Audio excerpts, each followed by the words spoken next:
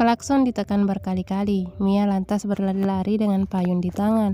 Mobil David yang dikendarai Wibi tiba di depan gerbang. Hari ini Erlang sengaja naik motor agar Wibi bisa memakai mobil itu untuk menjemput sepupunya.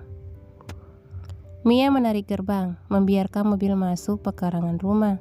Tak berapa lama, Wibi turun diikuti seseorang yang duduk di samping kursi kemudi. Ketika Mia sedang mengibas-ngibaskan hoodie-nya yang kebasahan, dilihatnya sepasang sepatu menapak paving block yang digenangi air. Pemilik kaki itu berjalan, menyangklong tas dan tote bag besar. Keduanya masuk rumah, Mia mengikuti dari belakang. "Mia, kenalin, sepupu Wibi nih, si Indro." Mia terpaku menatap wajah itu. Apakah semua orang di keluarga Wibi harus seindah ini?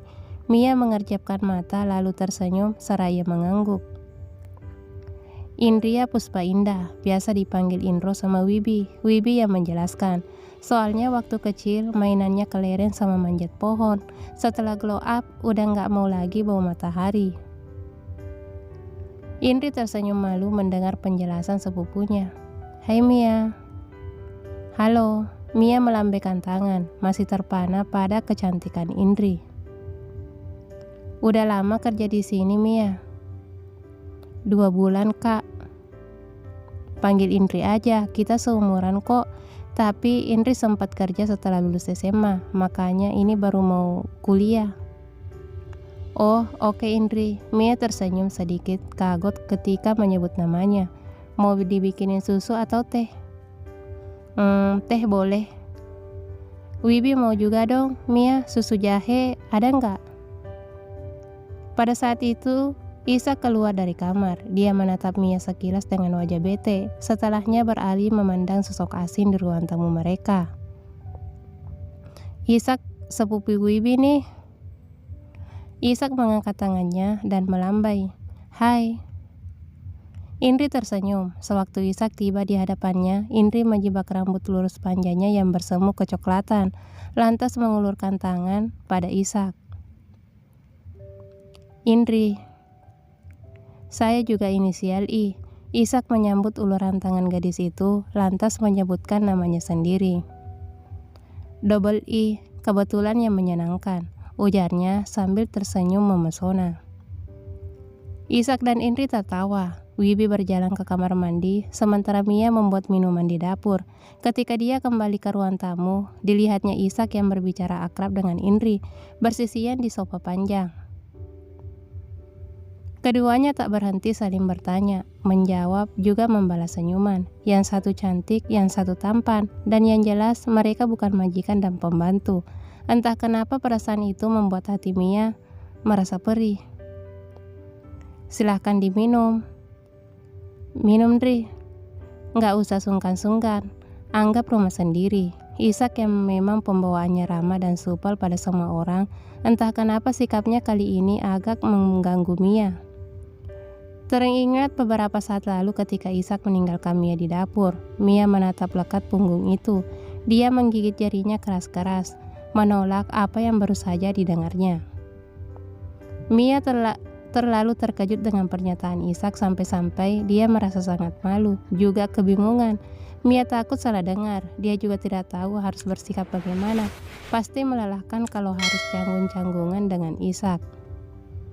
Terlebih karena selama ini Isak tak pernah serius, kerjaannya selalu bercanda. Mana berani Mia menganggap candaannya sebagai sebuah keseriusan. Jadi betapa terguncangnya Mia saat mendengar kalimat itu. Karenanya Mia memilih pura-pura tuli.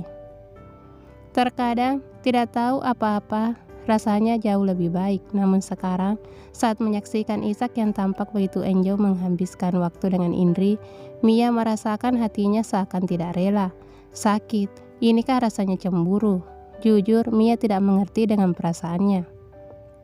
Dia pernah menyimpan kekaguman pada Erlang, tetapi hatinya juga bergetar menyaksikan otot-otot tangan milik Isak. Satu lagi, Mia juga sering grogi dan salah tingkah di hadapan David.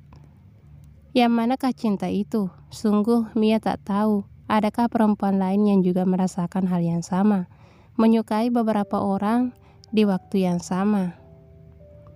Atau Mia hanya belum tahu yang mana yang benar-benar dia harapkan untuk kejanjian yang lebih serius? Atau Mia hanya belum tahu hati siapa yang tepat untuk dia singgahi? Yang jelas, saat ini Mia kesal pada Ishak, baru juga menyatakan perasaannya pada Mia, dan sekarang dengan bahagianya sudah mengobrol asik dengan cewek lain, seolah Mia tidak ada di sana. Atau jangan-jangan yang tadi cuma keisengan Ishak, mengisi waktu luang, lagi gabut mungkin. Susu siapa nih disemutin? Teriak Wibi dari arah dapur, membuyarkan lamunan Mia. Punya gue. Ishak lantas menoleh. Susu coklat itu mengingatkannya pada pernyataan cinta yang gagal. Mia yang sejak tadi berdiri di sebelah pintu, lantas berjalan ke dapur untuk membereskan gelas-gelas kotor itu sebelum semutnya semakin membabi buta. Beberapa saat kemudian, Indri masuk ke kamar mandi membawa peralatan sanitasinya. Setelahnya, David keluar kamar, masih menguap sembari tangannya menutup mulut. Dan tak sampai 10 menit kemudian, Orla masuk rumah dalam keadaan basah. Dia langsung menyelonong hendak ke kamar mandi. Masih ada Indro di kamar mandi. Wibi yang duduk di sofa berbalut selimut dan menyesap susu jahenya memperingatkan. Cowok itu menonton acara di televisi. Oh, di kamar mandi atas aja mas, saran Mia. Tetapi Indri tiba-tiba mencuatkan dirinya, berjalan melewati dapur, meninggalkan aroma wangi yang semerbak, hingga membuat Mia melongo. Rupanya bukan hanya Mia, tetapi ketiga cowok di ruang tamu langsung terkejut bukan main. David yang masih berdiri di depan pintu, menatap gadis itu Riko.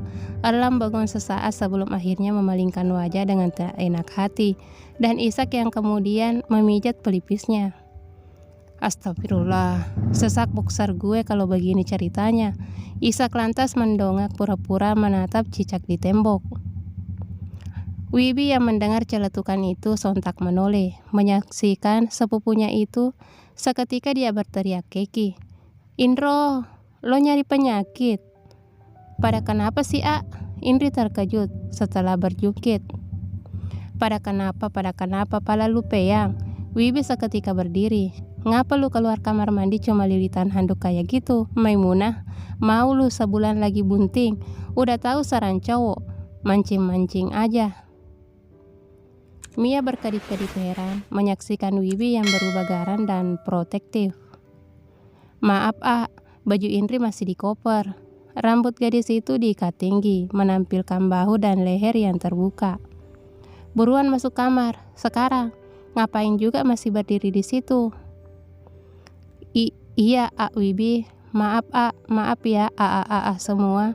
Gadis itu lalu ngacir masuk ke kamar Wibi.